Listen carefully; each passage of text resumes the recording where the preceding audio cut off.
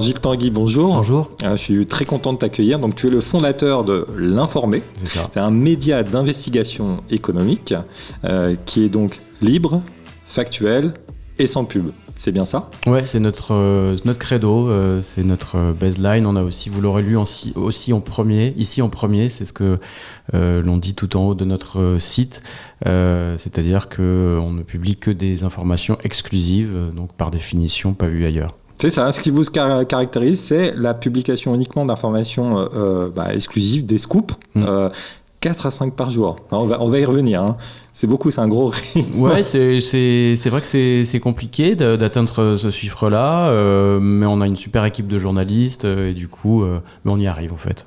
Bon, donc plus de 2000 scoops, j'ai lu quelque part. Ouais, on doit être à 2500 maintenant. Ouais, 2500, effectivement, un peu plus de 2 ans et demi. Vous êtes lancé en fait en octobre 2022. C'est ça. Alors moi, ce que je te propose, c'est de discuter ensemble de l'idée, comment tu as conçu en fait ton projet éditorial, de l'exécution, comment tu l'exécutes, des chiffres du succès et de ta routine éditoriale. Très bien, parfait. Bon, alors d'abord, avant de rentrer, on va parler de ton parcours, hein, mais comment en 2022 tu t'es dit qu'il y avait la place encore pour un pure player économique ? Mais je pense qu'on a de la place parce qu'on fait quelque chose de différent des autres. Il y a de très très bons médias dans l'économie qui existent déjà. Le plus connu, les Échos, c'est les Échos évidemment, mais qui fait quelques exclusivités. Évidemment, ils en ont. C'est un très bon journal. Ils ont quelques exclusivités, mais c'est pas leur marque de fabrique. Et puis ils sont pas exclusivement sur l'enquête. Ils sont pas exclusivement sur l'enquête. Et puis il y a tout un tas de sujets plus sur des sujets people, l'argent de grandes fortunes, l'argent des animateurs télé, c'est des choses qu'ils ne font pas trop et que nous on avait envie de faire. Que vous couvrez. Voilà.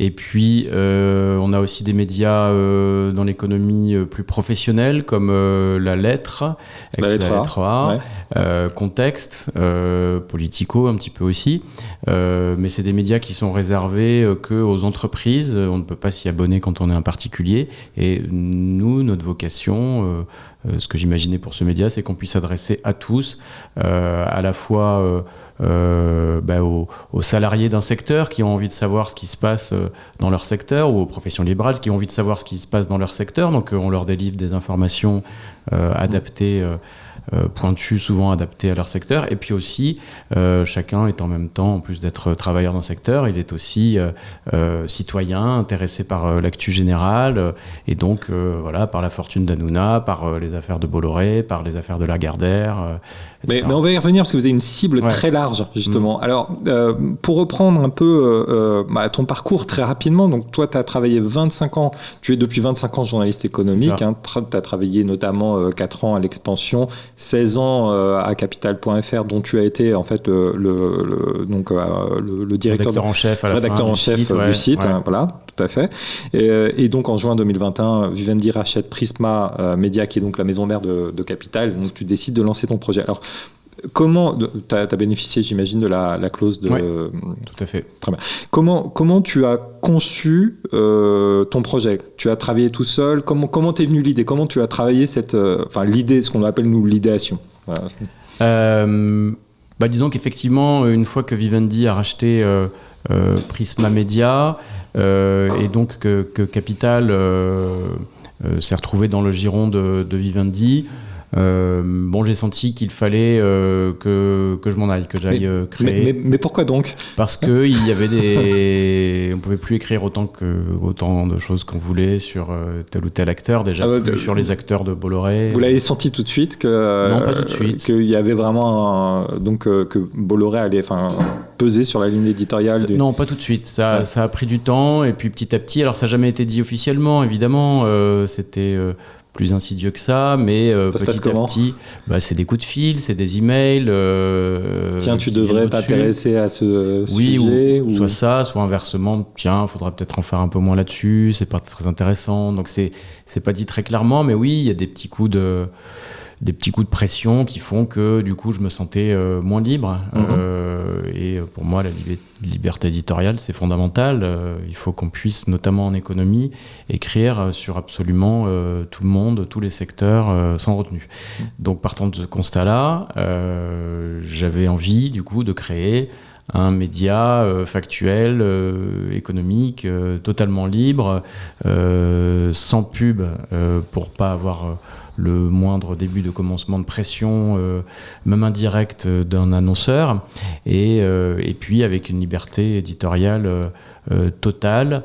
Alors pour ça, il y avait plusieurs choix possibles. Il y avait la possibilité de se lancer, je dirais, presque tout seul ou avec quelques amis, avec des tout petits moyens. C'est ce qu'ont fait pas mal de pure players ces dernières années, qui ont été très courageux de faire ça. J'applaudis vraiment leur démarche.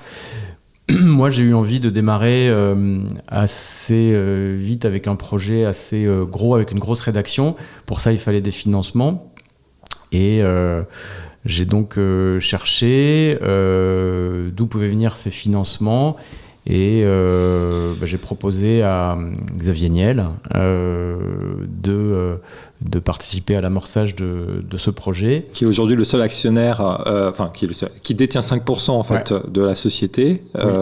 Toi, tu en détiens 61% et la société des journalistes en détient 34%. Exactement. C'est bien ça, mes chiffres. Ouais, c'est ça, c'est parfait. Et il a été convaincu par le projet. Le deal, évidemment, avec lui, c'était qu'il participe à l'amorçage financier de notre projet, mais tout en nous laissant une liberté éditoriale totale. Alors j'étais confiant quand même, parce que je connais son track record dans les médias. Il avait depuis une dizaine d'années déjà investi dans Le Monde, Télérama, l'Obs, etc. Et a priori, sauf preuve du contraire, on n'a pas trouvé de traces de modification de ligne éditoriale des différents titres dans lesquels il a investi. Donc j'étais confiant, mais la confiance ne suffit pas. J'ai fait graver dans le marbre, dans les statuts de notre société, qu'il ne pouvait pas du tout intervenir dans notre ligne éditoriale. En fait, on s'est inspiré assez grandement des statuts du Monde. Des statuts du Monde, hein, c'est ça. Donc avec des droits de blocage. Et concrètement, le directeur de la rédaction, en l'occurrence moi, ne peut pas être remplacé.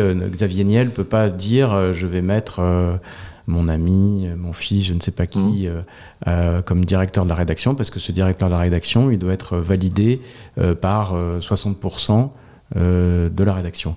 Donc c'est un premier garde-fou, et puis après il y en a toute une série d'autres garde-fous qui empêchent en fait les actionnaires d'intervenir dans la ligne éditoriale du site. Alors on va revenir sur l'indépendance, juste au niveau du projet, tu avais les idées claires sur effectivement les audiences auxquelles tu voulais t'adresser et effectivement cette ambition d'aller chercher. Alors peut-être commençons par ça. Donc le côté factuel, c'est donc des scoops. Pourquoi des scoops et uniquement des scoops ? Parce que je pense que c'est une tarte à la crème dans les médias. On parle toujours d'infobésité, évidemment.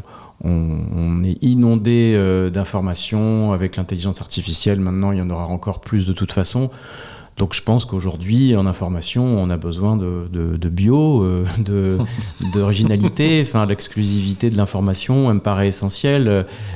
Pourquoi s'embêter à lire quel intérêt de lancer un média qui serait le 10e à répéter les dépêches AFP, aussi bonnes soient-elles, des autres, à reprendre les infos des autres ? Non, je pense qu'à partir du moment où on veut se lancer, il faut se distinguer. Et la distinction, c'est l'exclusivité.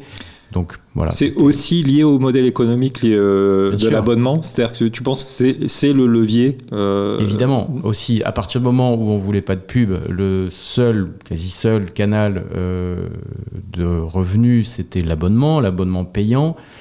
C'est compliqué de demander aux gens de s'abonner. Donc nous, on est à 11,99 par mois maintenant et 119,99 par an. C'est compliqué aux gens de demander de s'abonner pour un produit qui n'est pas exclusif, qui n'a pas une grosse valeur. Donc d'où la valeur. Voilà. Alors, tu évoquais à l'instant le prix, 11,99 par mois. Vous avez démarré à 9,99. Question idiote, mais comment on fait pour établir le pricing ? C'est ton modèle économique. Il n'y a pas eu une grande étude de marché Excel avec de 200 lignes. Non, il n'y a pas eu des cabinets marketing qui ont planché sur ça là-dessus. On s'est juste inspiré on a regardé ce que faisaient les autres. Mediapart était autour de 10 € aussi. En fait, la ligne de 10 €, c'est quelque chose qu'on retrouve dans beaucoup de médias en France et en Europe, donc ça nous paraissait un bon prix de lancement. Beaucoup moins cher quand même que les lettres professionnelles comme Contexte ou la lettre, mais justement parce qu'on veut toucher aussi le grand public. Donc, oui, c'est beaucoup plus cher, effectivement. Avec une offre d'essai quand même de 15 jours, gratuite, sans engagement, qui permet aux gens de nous découvrir, parce qu'effectivement, par définition, la plupart des Français ne nous connaissent pas, et donc il fallait donner la possibilité aux gens de nous découvrir. Donc ils peuvent le faire gratuitement pendant 15 jours. Alors, je reviens maintenant sur le libre. Donc, effectivement, le terme, sans pub. Les deux. Je reviens sur vos cibles, en fait, d'abord. Donc, effectivement, dans les enquêtes, on va trouver donc des enquêtes. Alors, je cite des enquêtes qui ont marqué, parce qu'il y a eu déjà beaucoup de retombées en fait médias à l'issue de vos enquêtes. Donc, il y avait effectivement. Alors, on va sur des sujets très grand public comme Cyril Hanouna, sa fortune insoupçonnée. En 2 épisodes, au passage, vous feuilletonnez, vous avez pris les pratiques de Mediapart.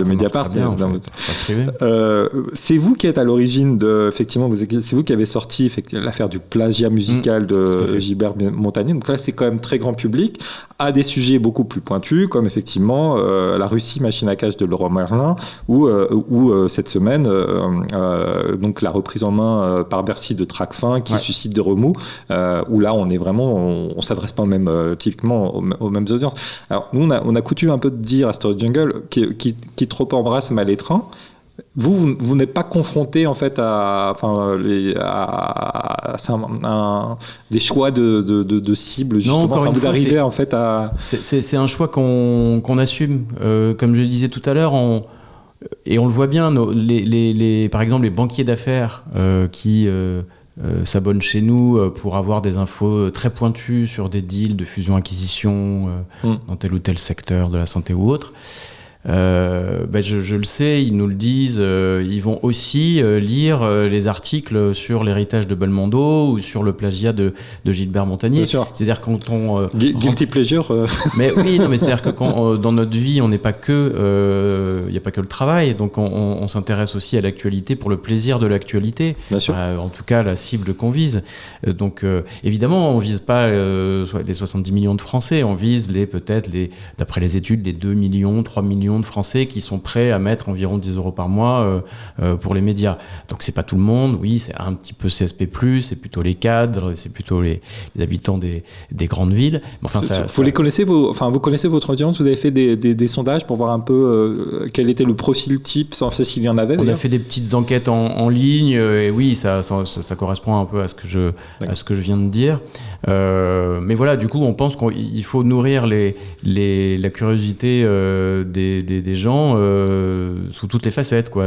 À la fois savoir qui va être nommé dans ma boîte ou dans la boîte rivale, et aussi ce que je disais, des sujets grand public qui paraissent plus légers comme ça, mais qui sont traités avec un immense sérieux. Quand on fait la fortune de Cyril Hanouna, c'est pas 10 lignes sur un coin de table, c'est l'épluchage de dizaines, de centaines de pages de documents, plein d'interviews qui permettent d'arriver à cette évaluation. Quand on dévoile que les enfants Belmondo se battent pour l'héritage de 100 millions d'euros, quand on dévoile tout ça, c'est sur la base de documents, pareil, d'enquêtes, donc même les sujets, le plagiat de Gilbert Montagnier aussi, c'était une affaire judiciaire très compliquée qu'on a suivie.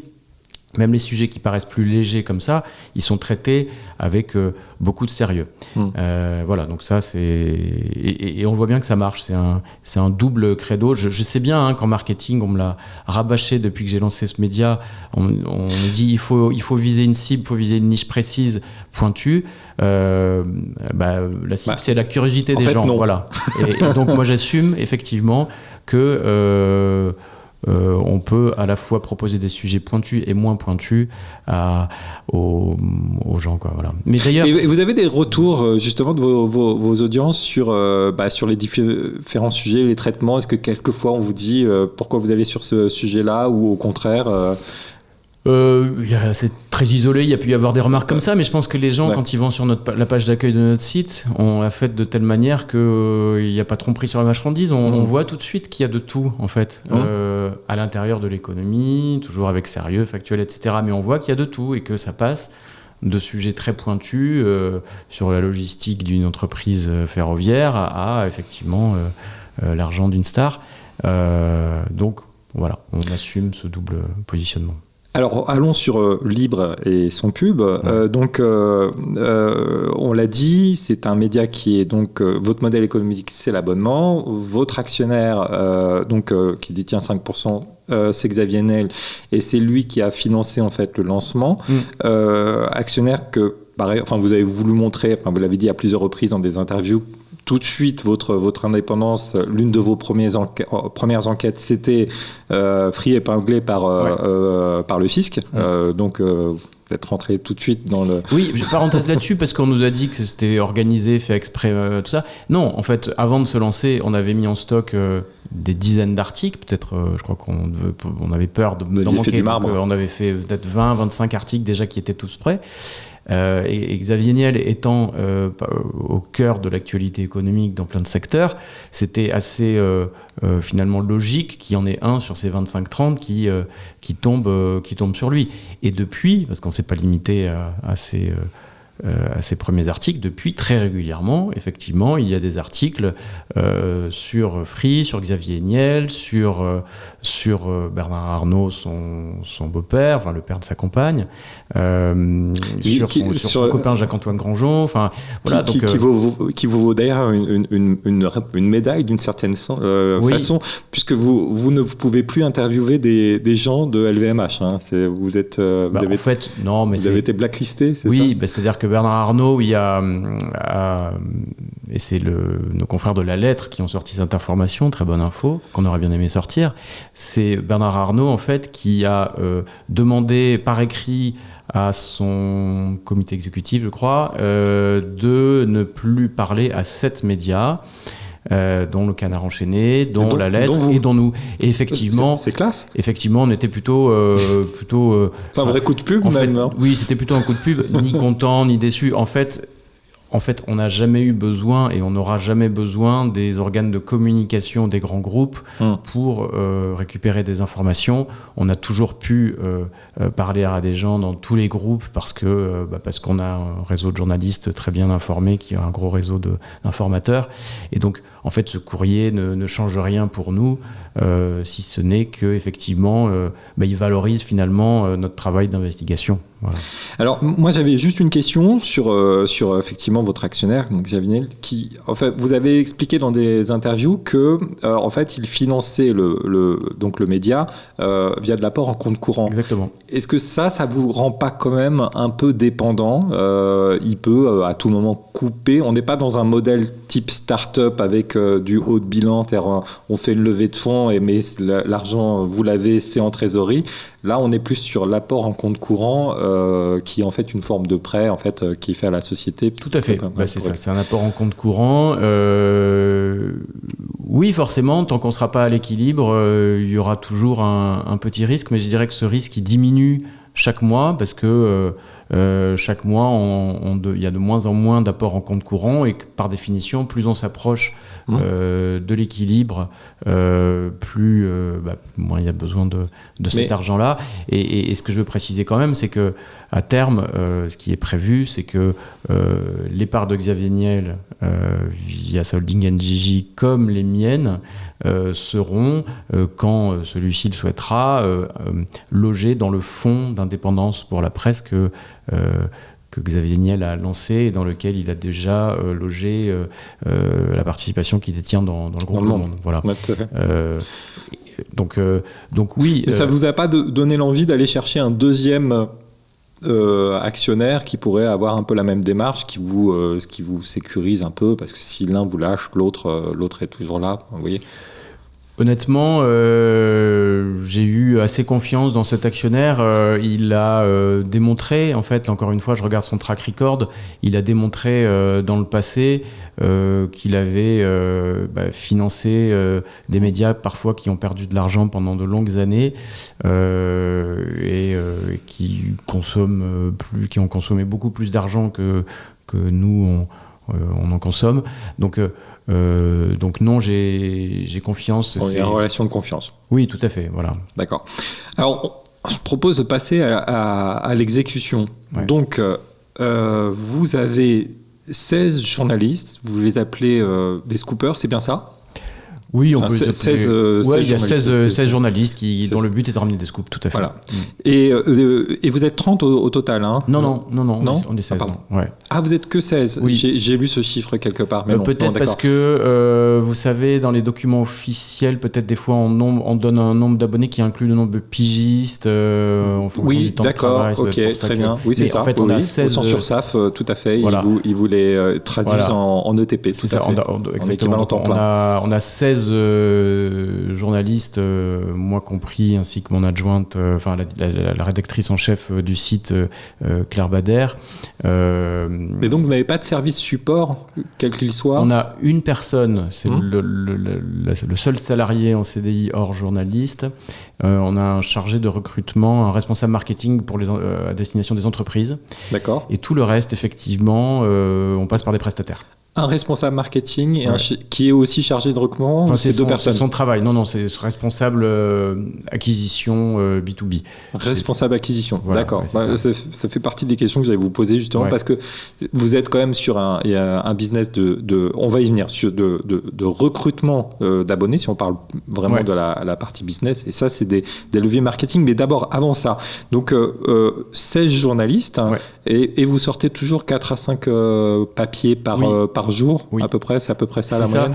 On ne s'est pas fixé d'objectifs quantitatifs, mais il se trouve que c'est le résultat du travail de l'équipe. Mais il va y avoir par exemple parfois une semaine pendant laquelle un journaliste peut-être parfois 2 semaines pendant laquelle un journaliste ou une journaliste ne va pas sortir le moindre article. Et inversement, le mois d'après, ce ou cette journaliste va en sortir un tous les 2 jours. En fait, bon an, mal an, on laisse toujours les journalistes aller au bout de leur enquête, au bout de leur recherche, et on publie l'information que quand elle est prête et vérifiée, évidemment. Et il se trouve que le résultat en moyenne en fait, de tout ce travail, c'est 4 à 5 articles par jour. Parfois, il y a des journées très chaudes où ça peut monter à 7-8, mais en moyenne, c'est plutôt 4-5. Ouais. Et donc, pour les produire, vous avez une équipe qui est quand même plutôt expérimenté en fait. Oui, assez chevronné. Chevronné parce que c'est une histoire de réseau, c'est une histoire de contact. Et puis il y a un vrai savoir-faire métier aussi pour l'enquête, parce que il faut pas tomber dans différents pièges. Et puis il y a des façons d'obtenir les informations. Les gens de Mediapart ont raconté ça beaucoup depuis longtemps, font beaucoup de finalement pédagogie sur l'enquête. Donc c'est la nécessité pour vous. C'était vraiment la condition sine qua non, c'est d'avoir une équipe très très capée. Alors on n'a pas que des très capés. Je dirais qu'on a 3 journalistes de moins de 30 ans. Effectivement, après, tous les autres ont plutôt 45, entre 40 et 55 ans, je veux dire. D'accord. Et donc, oui, la nécessité était de recruter des personnes qui avaient un gros réseau d'informateurs pour ramener des scoops, parce que on peut ramener des scoops de différentes manières. Il y a les contacts, il y a la recherche documentaire fouillée, voilà. Mais l'OSINT, voilà. Mais avoir un carnet d'adresses, avoir tous les numéros de téléphone des gens qui comptent dans son téléphone, c'est inestimable. Sur les numéros de téléphone et surtout les avoir déjà rencontrés dans le passé, avoir établi un lien de confiance avec eux pour qu'ils acceptent de lâcher quelques infos exclusives. Et j'ai vu qu'il y avait aussi un bouton où les gens peuvent soumettre des informations sur le site. Ça marche ou pas ? On l'a lancé dès le début et ça marche de mieux en mieux. Ce qu'on dit bien, attention, parce que c'est pas une boîte à délation, c'est pas ça. C'est les gens, donc on reçoit plein de choses. on fait un tri énorme. Et puis certaines des choses qu'on nous envoie, des éléments qu'on nous envoie, eh ben évidemment, c'est seulement le début de l'enquête. C'est-à-dire que là, on vérifie. Mais vous avez fait plusieurs papiers à l'issue de ces documents. Oui, notamment des mouvements de dirigeants entre sociétés. Ça c'est arrivé, oui, j'ai plus les exemples en tête, mais si dans la finance, qu'on nous informe par ce canal-là. Donc, oui, on encourage les gens à le faire. Ouais. Je vais raconter juste une histoire parce que c'est une petite parenthèse, mais moi ça m'amuse. L'ancien nom de la société, donc nous c'est Story Jungle, l'ancien nom c'est Techpart Media. Ouais. Techpart Media, c'est très proche de Mediapart. Ouais. Alors techniquement, Mediapart s'est lancé après nous. J'ai même rencontré Edouard Plenel, je lui ai dit il y a un problème sur les marques. Bon, moi je savais qu'on allait changer parce que le nom ne convenait plus, etc., etc. Mais toujours est-il que pendant 2 ans ou 3 ans, on était sous le nom de Techpart Media, alors que Mediapart se lançait et travaillait beaucoup sur investigation. Et donc, on recevait régulièrement des appels. Et alors, c'était des appels, ou voire même, on a reçu des courriers aussi, parfois des gros courriers. On en renvoyait d'ailleurs, mais qui étaient adressés à Techpart Media, donc on les ouvrait. Ouais. Et qu'on a renvoyé le plus souvent, en fait, à Mediapart. Et il y avait pas mal de... mon voisin ceci, mon voisin cela. Enfin, c'était quand même... Il y avait un peu de ça, quand même. Non, oui, on a parfois des petites histoires, effectivement, pas très intéressantes, très, très personnelles et locales, qu'évidemment, on répond poliment aux gens, mais les gens vous appellent aussi, non? Parce que non, par contre, non, il n'y a pas de tradition du téléphone. D'accord, ok. Bon. Nous, on avait quand même un petit budget temps de réponse polie pour dire non. Alors, je ne sais pas pourquoi. Ouais. Enfin, si, les marques étaient très proches, mais voilà. Fin de la parenthèse. Et quand même, est-ce que vous avez une logique de marbre? C'est-à-dire, en fait, est-ce que vous essayez de lisser un peu votre production? C'est vraiment, oui, au jour le jour, en fait, on arbitre toujours. Où l'information n'attend pas. En fait, tous les jours, sur chaque sujet, on se pose la question, est-ce que ça risque de sortir ailleurs, cette information? Et donc, du coup, est-ce qu'il faut... Donc, si c'est le cas, si la réponse est oui, il faut la sortir tout de suite. Quand on sent qu'un sujet peut attendre quelques jours, eh bien, on va le décaler pour lisser effectivement un peu la production. Ouais. Et pas, vous feuilletonnez un peu, mais pas beaucoup, c'est plutôt partie 1, partie 2. Je n'ai pas vu de partie 5. Oui, effectivement, ça va jusqu'à 3, on a pu faire 4, c'est pas encore allé au-delà. Bon, s'il y a matière un jour à le faire, il n'y a pas de religion là-dessus. On pourra aller plus loin. Pour l'instant, ça nous a suffi 3-4 parties. Des fois, même quand on fait 3 parties, chaque partie peut faire 10 à 15 000 signes. C'est exigeant pour le lecteur déjà. Ça veut dire qu'il s'assoit et qu'il regarde ça pendant bien 10-15 minutes. Donc, voilà. Oui, c'est ça. Ça prend du temps, en fait. Ouais. Et cette logique d'enquête, vous n'avez pas été tenté d'aller sur aussi le terrain politique, qui n'est pas votre positionnement éditorial, mais qui peut être, là, pour le coup, vecteur d'amplification. Enfin, on l'a vu avec, évidemment, Mediapart et toutes les grandes affaires qui ont été sorties, qui ont fait quand même vraiment une notoriété forte. On rappelle, Mediapart est à 200 000 abonnés. Alors, depuis, ils sont lancés il y a 13 ans, je crois, maintenant, 13 ou 14 ans. Mais 200 000 abonnés aujourd'hui. Oui, on aimerait bien en faire plus. Non pas de la politique politicienne, ce sera jamais notre credo, voilà, mais des affaires révélées, des affaires, des scandales. L'affaire Cahuzac, c'est pas très loin. Non, on pourrait le faire, c'est de l'argent. Nous, on traite toutes les histoires, il y a des histoires d'argent en fait, donc on aurait pu le traiter. Pour l'instant, on l'a pas fait, mais ça fait partie des objectifs qu'on a pour l'avenir, de faire un peu plus de sujets de ce type-là. Oui, parce que déjà c'est intéressant journalistiquement, ça intéressera nos lecteurs, et je sais effectivement que beaucoup de confrères ont grandi avec des scoops de ce niveau-là. Ouais. Oui, ça peut avoir une caisse de résonance qui est encore d'un autre niveau. On avait approché ça, on avait fait un article qui avait bien marché, une enquête sur la fratrie Le Maire, les frères de Bruno Le Maire, qui étaient tous, pour la plupart, dans la finance, dans les cabinets. Et le but de l'article, c'était pas juste de faire du name dropping, de dire un tel travail là, c'était de mettre en évidence des potentiel conflit d'intérêts qu'il pouvait y avoir entre le ministre de l'économie de l'époque et ses frères, qui avaient d'ailleurs obligé le ministre à se déporter de tel ou tel sujet. Voilà, c'était pour ça que l'on décrivait cette phrase triée. Vous trouvez que les autres médias, d'ailleurs, jouent le jeu, vous citent bien? Est-ce que vous... Oui. Franchement... Parce que c'est souvent un sujet... Moi, ce que j'ai voulu d'entrée, c'était que les confrères nous lisent, et donc j'ai organisé des... Enfin, voilà, on est allé le voir, on a organisé des échanges d'abonnements, en gros, avec les confrères, pour qu'ils nous lisent, et inversement, nous, on pouvait les lire. Et du coup, c'est vrai que beaucoup de journalistes se sont mis à nous lire, et donc à nous citer. Et oui, il est souvent de bon ton, les journalistes se plaignent, on m'a pas repris mon info, Non, je vais pas me plaindre de ça. Nos infos sont très reprises, que ça soit par le Figaro, les Échos, l'agence France Presse, par Le Monde. On a aussi des citations dans des journaux étrangers quand il y a des boîtes étrangères ou des personnalités étrangères qui sont... Voilà. Donc on est cité. Alors, parfois, j'aimerais bien que... il y ait aussi un lien vers notre article quand on est cité. Ça, c'est pour le référencement Google, tout simplement, très prosaïquement. Ça aide beaucoup, on le sait, quand il y a un lien. Mais c'est déjà bien d'être cité. Alors parfois, je me chamaille parfois avec des confrères, avec des collègues qui sortent une info, genre 3 jours après nous, sans nous citer. C'est la même info que nous. Et puis je les appelle, je leur dis mais faut aller nous citer là, c'est nous qui avions sorti l'info en premier. Et un argument que j'aime pas, c'est oui mais j'avais aussi l'info. Je suis pas d'accord avec cette ligne de défense. Le timing de sortie d'une information exclusive. Ça fait tout.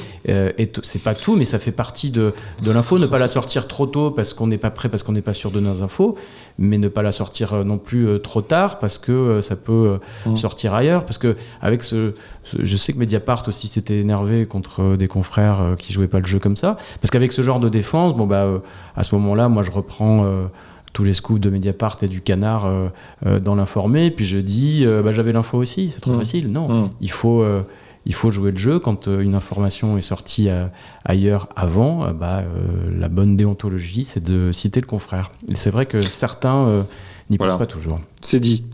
Voilà, petit coup de gueule. Y a un truc qui m'avait étonné aussi, c'est votre organisation interne. Alors, est-ce que vous l'avez changé? Vous évoquiez au lancement le fait de n'avoir que 2 réunions. En fait, finalement, des réunions de rédaction. Donc, c'est pas quotidien, c'est 2 fois dans la semaine. Ouais. Et puis, c'est tout. C'est les seules réunions. Oui, honnêtement... j'ai passé de très très belles années chez Prisma Media. Vers la fin, j'avais des fonctions. Je m'occupais aussi d'autres sites du groupe comme Géo, Business Insider, où ça m'intéresse. Et c'est vrai que mon emploi du temps, à la fin, il n'y avait que des réunions toute la semaine. Et ça, c'était horrible. J'avais l'impression de ne plus faire. Et je sais que plein de confrères sont dans cet état-là aussi, hors journalisme, bien sûr aussi. Et quand on voit que son agenda toute la semaine est rempli de réunions, on a l'impression de plus faire le métier de base en fait pour lequel on est employé, qui demande de la solitude ou un travail en one-to-one, comme on dit, avec quelqu'un. Et moi, j'ai vraiment la conviction que la plupart des réunions peuvent être facilement remplacées par un échange oral à la machine à café ou dans un couloir, que dans une réunion de 10 personnes, souvent la présence de 3 suffit, et que plein de sujets peuvent se régler par un simple échange d'emails. Donc oui, j'ai tout fait pour alléger au maximum les réunions, et donc on a 2 réunions de rédaction le lundi et le jeudi, et tout le reste, ça se gère de manière informelle et ça se passe très bien comme ça tout au long de la journée. Voilà. Ce qui exige aussi par contre, parfois, c'est que on peut pas être à 100% de télétravail pour ça, parce que là, c'est un mode de fonctionnement qui nécessite de l'interaction humaine assez fréquente. L'interaction peut venir des chats, des emails et des visios, mais ça va quand même encore plus vite quand on peut interpeller quelqu'un mutuellement, à 2 bureaux l'un de l'autre. Vous avez Quel volume de télétravail du coup? C'est assez classique. On a fait 3 jours de présentiel et 2 jours de télétravail. Voilà. D'accord. Mais moins, ce serait embêtant. Ce serait embêtant D'accord. aussi pour les sujets, la créativité des sujets, parce que je vois bien que quand tout le monde est là, donc nous à la rédaction, tout le monde est là, le lundi et le jeudi notamment, les jours de réunion. Pour les 2 réunions, voilà. Et bien je vois bien que les gens se nourrissent les uns les autres sur le tiens, t'as pensé à appeler un tel, ah oui, et c'est des choses qui ne se feraient pas naturellement si les personnes étaient chez elles. Alors peut-être si demain là j'aimais bien le projet futuriste de Mark Zuckerberg, là, ça a fait plouf, là, mais le casque, le métaverse, en gros, où on reproduisait l'ambiance de bureau, finalement, depuis chez soi. Ça, c'était pas mal parce que ça faisait un bon compromis entre on est chez soi, on débranche. Graphiquement, c'était cringe. Hein. Voilà. Mais en même temps, on est un peu avec les autres. C'était pas mal. Bon, ça marche pas. Et c'est pas mal quand même de pouvoir... Il dit qu'il va y revenir avec l'intelligence artificielle. Les réseaux sociaux. Moi, je vous ai connu par les réseaux sociaux. J'imagine comme beaucoup, peut-être de vos abonnés même. Oui. Vous avez une vraie patte avec une approche très originale, donc qui est quand même qui est incarnée, même si effectivement on n'a pas le nom de la journaliste, mais vous avez une incarnation forte avec un format à base de collage qui est très sympa, effectivement. Quelle est la place des réseaux sociaux? Donc, on parle de 30 000 abonnés sur TikTok, hein, c'est votre première plateforme finalement. Oui, ça se joue aussi avec LinkedIn qui doit être à 25 000 maintenant aussi. Oui, j'ai noté 23 000 sur Insta, 21 000 sur LinkedIn. J'ai regardé ce matin. C'est ça. Donc, mais effectivement, TikTok est la plus grosse plateforme. Elle a été tirée notamment par les vidéos. Alors, sur les réseaux sociaux, oui, c'était clé pour se faire connaître au début. Au total, on est à 130 000 à peu près followers. Sur tous réseaux sociaux confondus.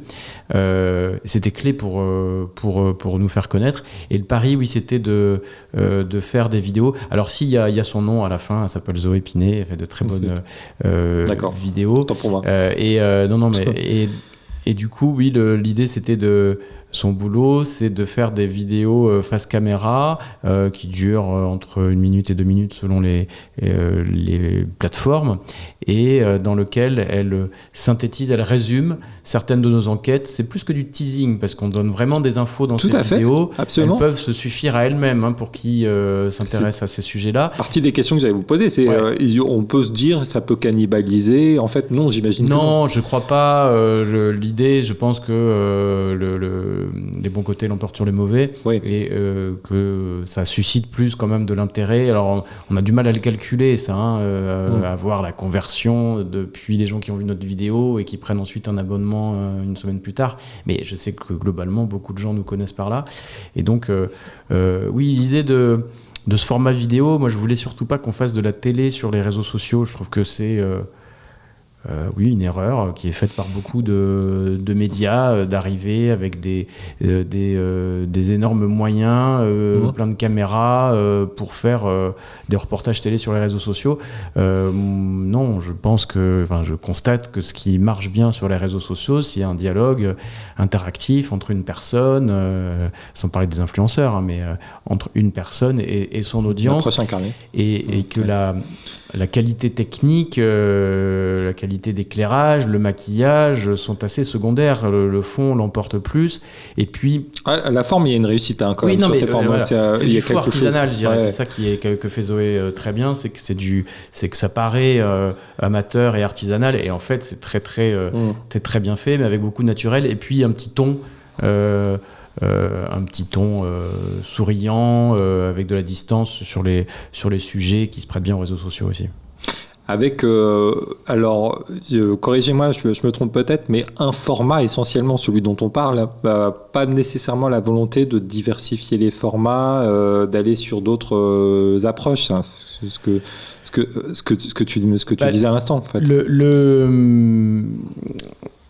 faire une vidéo de 5 minutes, c'est beaucoup plus de boulot que faire une vidéo d'1 minute. Ça, et donc, ça, quand on n'est pas dedans, c'est pas intuitif, mais quand on est dedans, on voit bien que le temps, pas tellement de filmer, non, mais évidemment, mais le temps d'écriture du script, de recherche pour faire ce script, de matériel qu'il faut pour l'animer, de découpage, et de montage à la fin, c'est vraiment, voilà. Donc, si on fait des vidéos plus longues, ça en fait moins. Donc oui, on préfère faire des vidéos plus courtes. Vous êtes à quel rythme maintenant ? C'est à peu près 1 à 2 par semaine. 1 à 2 par semaine, ouais. D'accord.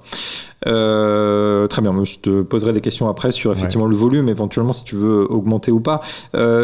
Tu l'évoquais, on n'est pas complètement certain de ce que ça apporte en termes de volume d'abonnés, mais beaucoup de gens vous découvrent comme ça. Quels sont les outils que tu utilises ? Alors là, je vais passer plutôt sur la partie justement abonnement. Comment tu traques tout ce qui se passe sur ton site, sur ton média, et comment tu organises en fait ça va être mes mots, ta chasse aux abonnés en fait, pour gonfler ton parc d'abonnés et convertir en fait. Alors, aujourd'hui, il y a un hard paywall. Tous les articles sont payants avec un hard paywall et seuls les 280 premiers signes d'un article sont lisibles. On s'est inspiré là aussi de ce que faisaient plusieurs confrères. Comme outil concrètement, pour à la fois, on utilise l'outil de facturation et d'abonnement Stripe. On utilise aussi l'outil Parse.ly pour mesurer notre audience et le nombre de conversions par article. Et avec la rédactrice en chef du site, Claire Bader, du coup, qui avait été ma première embauchée, c'est quelque chose qu'on suit de près. On n'a pas de l'œil rivé, c'est-à-dire que c'est pas parce qu'on a repéré que telle thématique ou tel sujet cartonne en recrutement qu'on va se mettre à faire que ça. Et inversement, c'est-à-dire qu'on est sur un temps long. Oui, non, mais on est sur un temps long. C'est-à-dire que et on le voit, c'est en persévérant sur des sujets que ça finit par générer de l'abonnement. Donc voilà, pour répondre à la question sur les outils, on est assez léger en outils. En ce moment, on teste Mixpanel aussi. C'est quoi ? C'est un outil qui mesure aussi l'audience, les conversions. D'accord. Voilà. Et tu me disais avant qu'on commence d'échanger que vous envisagez d'aller sur des paywalls dynamiques. Oui. Ça, c'est une réflexion effectivement que l'on mène, qui pourrait aboutir effectivement dans les prochaines semaines pour avoir un paywall personnalisé en fonction du profil du visiteur, selon que c'est la première fois qu'il vient nous voir ou la 10e. Internet permet de mesurer ça. Donc là, la 10e fois, c'est plus dur que la première en fait. On va voir comment on fait, mais en tout cas, oui, il va y avoir une personnalisation. Il faut y aller, quoi. Faut s'abonner. Voilà. Il va y avoir une personnalisation un peu de l'approche, dans le but, évidemment, d'augmenter le taux de conversion entre notre trafic qui est très élevé par rapport à l'ancienneté de notre site et par rapport à d'autres concurrents et l'abonnement. Voilà. D'accord. Ok, très bien. Je te propose de passer aux chiffres du succès. Ouais. Donc les chiffres, ceux que j'ai pu lire, que tu as communiqués en fait tout récemment, et qui sont d'ailleurs à l'origine de mon invitation. Donc moi, j'ai lu que tu avais effectivement 5300 abonnés. C'est ça, donc à on date. est autour de 5400 là. Du coup, ça a pas mal monté, ouais. Et le point d'équilibre, c'est aux alentours. Alors, c'est une fourchette un peu large, entre 15 et 25 000. 15 et 25 000. Je vais expliquer pourquoi elle est large. C'est-à-dire que ça dépend du prix, en fait, tout simplement. Je ne sais pas d'avance exactement quels seront nos tarifs dans 2, 4, 6 ans. Donc, ça dépendra de l'évolution des prix. Là, on a augmenté notre tarif de 9,99 à 11,99 en début d'année. Honnêtement, ça n'a eu aucun impact sur notre rythme de recrutement. Ce qui est 300 par mois, tu disais. Ouais, voilà, en ce moment, c'est ce rythme-là. Donc, cette hausse des tarifs n'a pas eu d'impact sur notre rythme de recrutement. Pas de l'élasticité sur le prix. Voilà. Ouais. Donc ça, c'est évidemment une très bonne nouvelle. Ça ne veut pas dire qu'on va grimper au cocotier partout, mais ça veut dire qu'on n'était pas trop cher. Et ça, c'est rassurant. Ça veut dire que les gens sont prêts à payer pour ce produit-là. Donc, il y a l'évolution du prix pour les abonnements individuels. Et puis, on va voir aussi comment on fait évoluer le prix des abonnements pour les entreprises. On propose des abonnements collectifs pour les entreprises. On va développer cette offre-là, on va l'affiner. Tu parlais d'une offre pro, en fait, hein, qui contiendrait même des articles dédiés, donc vraiment un peu plus pointus, donc dédiés finalement plus aux professionnels, et qui ne seraient pas accessibles aux abonnés actuels. Voilà, alors ce serait un tout petit nombre d'articles, mais qui peuvent être donc en quantité très peu d'articles, mais qui en pertinence peuvent être essentiels pour une entreprise ou un secteur d'activité. Donc oui, ce qu'on va développer, c'est on va faire des articles pro, qui seront réservés à une clientèle entreprise, sans pénaliser la clientèle, les abonnements individuels, parce qu'on sera vraiment sur des sujets de niche, là, pour le coup. Certains médias sont appuyés aussi sur une offre de dons. Je pense notamment à Blast. C'est le cas de différents médias. C'est pas tu as fait le choix de ne pas le faire. Est-ce que c'est lié au fait que vous avez une approche qui est neutre politiquement, et que du coup, c'est peut-être moins facile de générer en fait Alors c'est un mix de plusieurs choses. D'abord, on l'exclut pas. D'accord. C'est pas un choix définitif. Pour l'instant, on l'a pas fait, mais on n'exclut pas. Par exemple, je sais pas, si on lance un jour un produit spécifique, une déclinaison, pourquoi pas faire un appel aux dons pour financer cette une déclinaison, on verra. Parce que oui, peut-être que tu penses à l'esprit critique qui a levé qui a levé 1 million d'euros sur un projet qui est effectivement annoncé comme relativement neutre, mais de formation justement au développement de l'esprit critique. Ouais. Oui, alors on n'a pas encore réfléchi à des produits, mais ce que je veux dire, c'est qu'on l'exclut pas. Mais après, c'est vrai que nous, à la différence de beaucoup de confrères, je dirais la différence. Juste lever 1 million d'euros sur Kickstarter, donc dans une logique de don, de préachat. Tout à fait. Oui, c'est ça. Donc ça, c'est des pistes auxquelles on réfléchit. Je ne parle pas de lever en start-up. Oui, pardon. Non, c'est des pistes auxquelles on réfléchit. Mais après, c'est vrai que nous, on fera jamais comme le font beaucoup de concurrents, et je respecte totalement ce qu'ils font. Pas de jugement là-dessus, mais c'est pas notre credo. On ne vendra jamais, entre guillemets, un engagement politique, une promesse d'aller combattre tel ou tel bord politique. Nous, on se veut absolument neutre. Ce qui n'est pas le cas de Blast ou Mediapart, qui sont des médias engagés. Ça peut leur servir d'ailleurs dans le recrutement. Je sais bien qu'une bonne partie des gens qui s'abonnent à Mediapart le font aussi en soutien soutien à la cause, en fait. Soutien à la cause, voilà. Nous, quitte à se priver peut-être de quelques lecteurs, on n'ira jamais sur cette ligne-là. On croit plus à la neutralité, au factuel, pour ne faire que de l'info chimiquement pure, même si, évidemment, je ne suis pas dupe, je ne suis pas naïf non plus. Je veux dire, tout homme, femme, journaliste a des idées dans la tête et a toujours une part de subjectivité.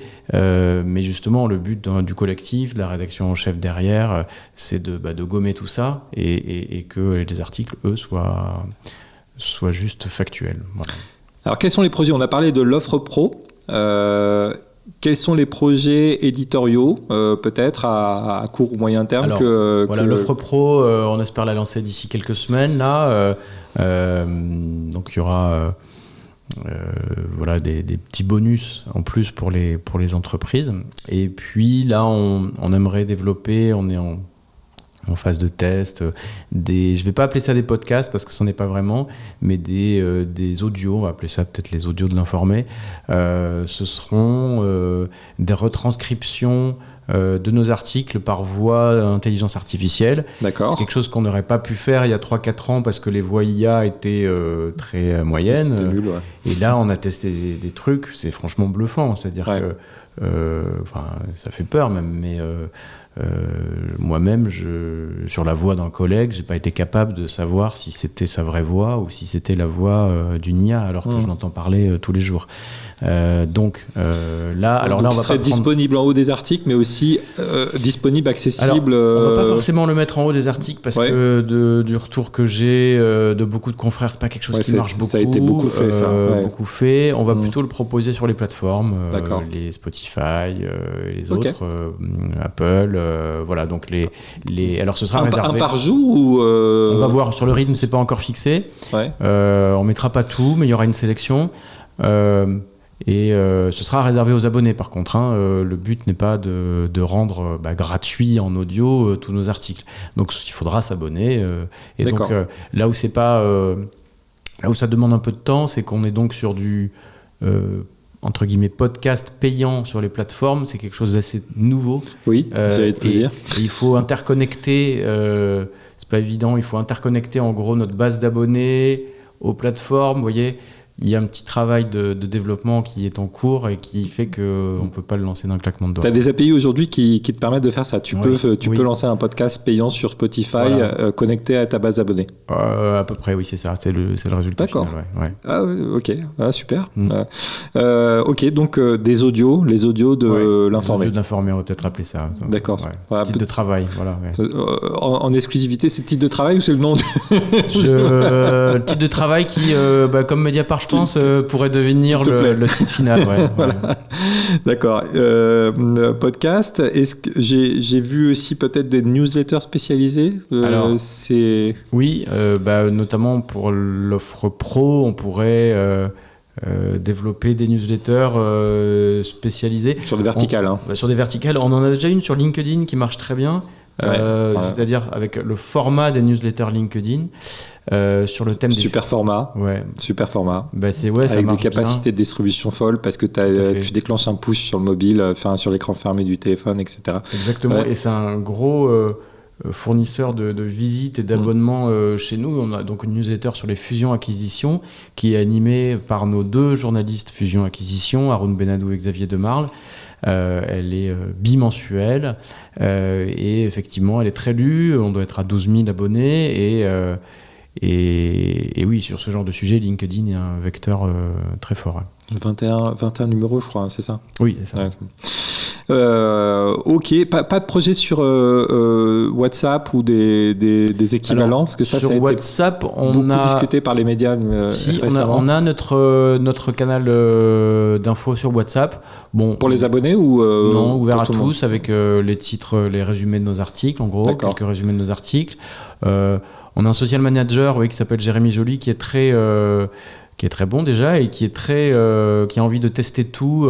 Grâce à lui, on avait testé très tôt Mastodon, Blue Sky, Threads. Du coup, on a été... c'est bien parce que maintenant que ces réseaux, notamment Blue Sky, émergent de plus en plus, nous, on a une forte ancienneté. On est arrivé sur ces médias, sur ces réseaux sociaux avant d'autres médias. Et du coup, on profite et on s'abonnait à l'informer quand on découvrait Blue Sky avant la grande migration, qui n'a pas été si grande que ça d'ailleurs, mais et donc et ça vous apporte du trafic, les mastodons Blue Sky ou... Ça commence, oui, ça commence quand même, ça vient de plus en plus. Après, on va pas se mentir, c'est Google qui reste l'essentiel de l'apport du trafic. Et X X, non, beaucoup moins. Ça s'est cassé la gueule. X, mais X, même quand j'étais à Capital, c'était pas un gros apport de trafic en fait. Les médias ont beaucoup vécu avec Facebook, par contre. Facebook, c'était très fort. Et là, pour le coup, ça a écrasé. été un peu coupé. Je me souviens qu'à Prisma, c'était 90% de l'audience sociale venait de Facebook. X. Ça s'est effondré, ça, maintenant, tout à fait. parce qu'ils ont tourné le dos aux news, etc. Mais X a toujours été important d'y être pour l'influence, pour se faire connaître des confrères, etc. Mais en termes d'apport du trafic, non, ça n'a jamais été très, très important. Et peut-être une toute dernière question, hyper dure. Donc, peut-être tu peux pas répondre. Et l'intelligence artificielle, c'est-à-dire toutes les plateformes, etc. Ouais. Est-ce que vous voyez arriver du trafic de ces plateformes-là? Ça tombe bien que tu dis ça parce que justement, je me suis mis, grâce à l'outil Parse.ly, à le mesurer depuis depuis un mois à peu près, et je vois effectivement que ça commence à venir. Et je suis assez optimiste là-dessus. Mais 1%, 2% Non, ou oui, c'est cet ordre-là, ouais, mais ça progresse fortement. Et je suis assez optimiste là-dessus parce que quand je fais les tests, j'en ai fait beaucoup, que ce soit sur ChatGPT ou Google Gemini, des résultats de recherche sur une requête, des résultats de recherche IA sur une requête, je me rends compte qu'en fait, nos informations exclusives sont bien valorisées. Tu es lu par les IA. Oui, nos informations exclusives sont mieux valorisées parce que les moteurs d'IA ils sont meilleurs chaque jour. Ils arrivent à retrouver le premier qui a sorti l'info, alors que dans les résultats Google actuels, on est assez bien référencé, mais souvent, sur Belmondo, par exemple, dès qu'on a sorti notre info, ça a été repris par beaucoup de confrères parce que c'est une info très grand public. Et ils écrantent. Et du coup, ces confrères à plus d'audience passaient au-dessus de l'informé. Avec l'IA, c'est moins le cas. Donc je suis plutôt optimiste en fait sur la migration. D'accord, ok. Parce que en fait, le ton dans les discussions qu'on peut suivre, il est plutôt au pessimisme parce que les gens ayant l'information directement dans l'IA cliquent pas sur les sources, mais les habitudes sont sans doute pas figées et peut-être que ça va évoluer dans les voilà. Oui, je pense que ça va pas. Enfin, comme on a toujours dit, la télé n'a pas tué la radio, etc. Voilà. Donc je crois que l'information durera. Il y aura toujours du trafic en provenance de Google, voilà, d'une manière ou d'une autre. Ouais. Bon, alors ça c'est. Voilà, restons sur cette touche d'optimisme et passons à toi, Gilles. Quelle est ta routine éditoriale ? Qu'est-ce que tu lis, tu écoutes, tu regardes pour alimenter ta réflexion, ta vision et donc ton travail au quotidien ? Bon, c'est une routine, il n'y a pas de moment dans la journée particulièrement, si un petit peu le matin dans le métro, mais puisqu'on est à Paris, je vais consulter évidemment les Échos, le Parisien, le Figaro, Mediapart, mais j'ai aussi plein d'alertes en fait qui me tombent toute la journée sur le téléphone, qui me permettent d'être en veille sur toute l'actu. Ce qu'on fait aussi, et puis il y a aussi tout simplement les échanges avec la rédactrice en chef Claire Bader qui lit pas forcément la même chose que moi et avec qui on se challenge. Tu l'alertes aussi, tiens, t'as vu ça, machin. Et ce qu'on fait, oui, par contre, avant de publier chaque article, il y a toujours ce petit coup près qui est qu'on vérifie dans des bases de données spécialisées, etc., que l'info qu'on va sortir n'est jamais sortie ailleurs.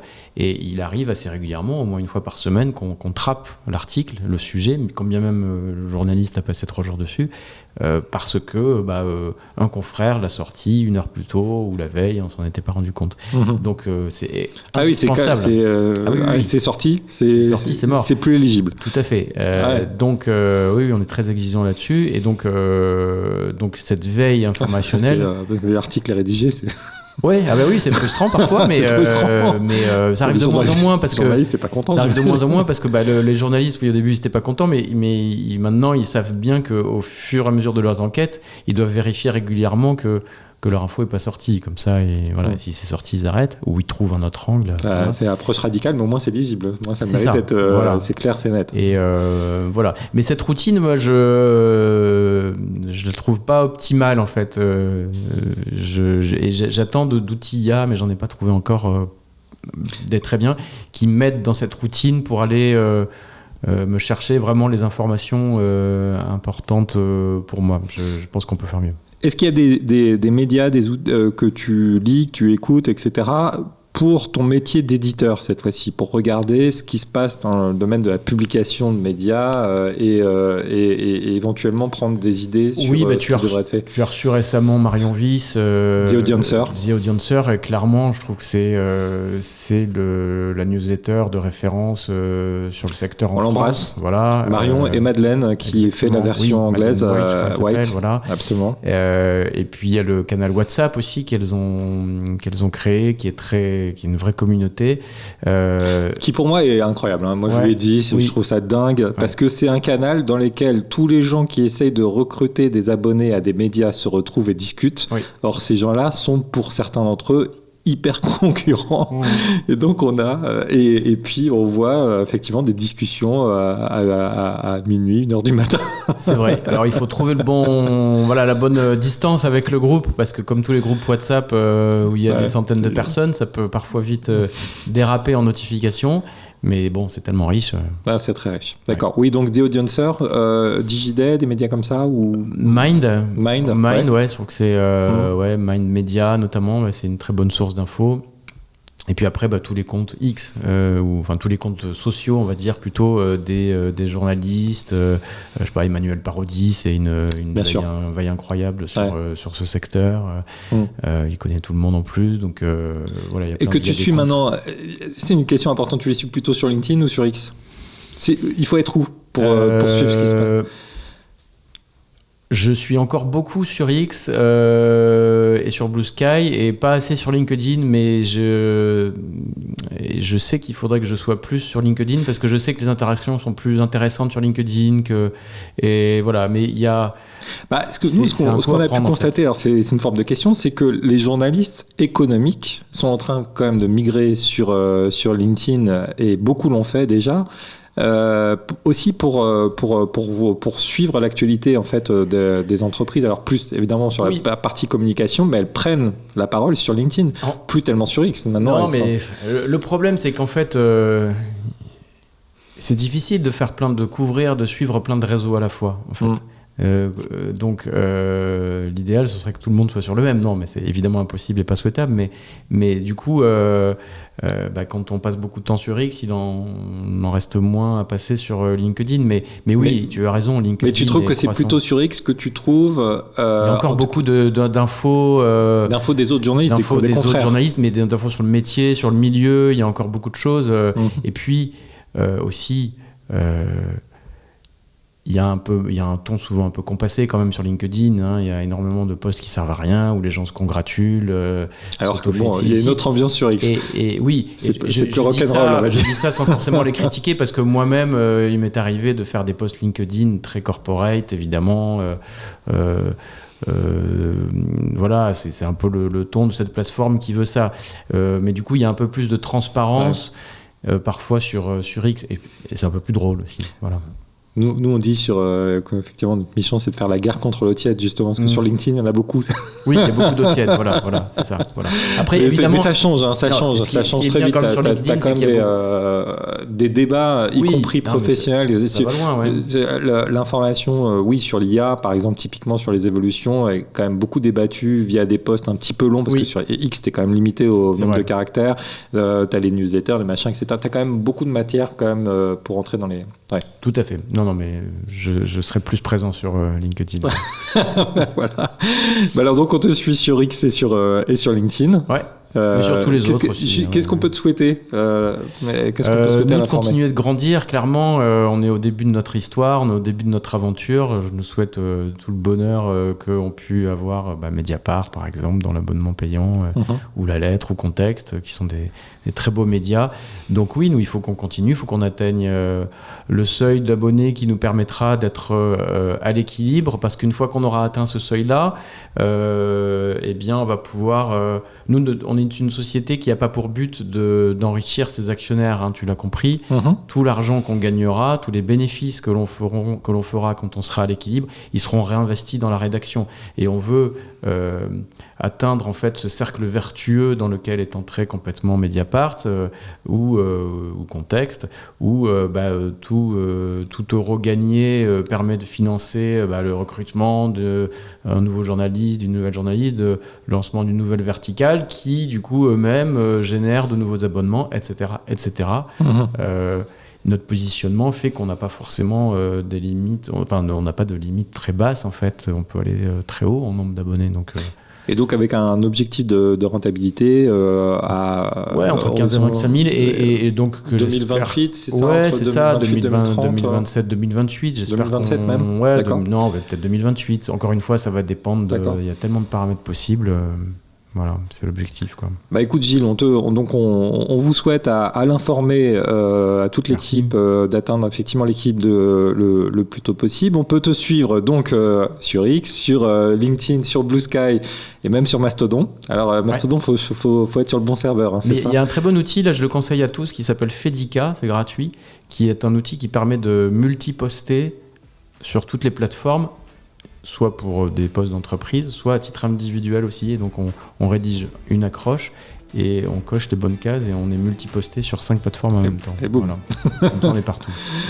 Ok, bah merci beaucoup. Et nous, on se retrouve, on se retrouve pour un prochain épisode de Story of Stories, le podcast qui décrypte l'histoire derrière un succès éditorial. Et l'informer, c'est un vrai succès éditorial. Bravo. Merci Gilles.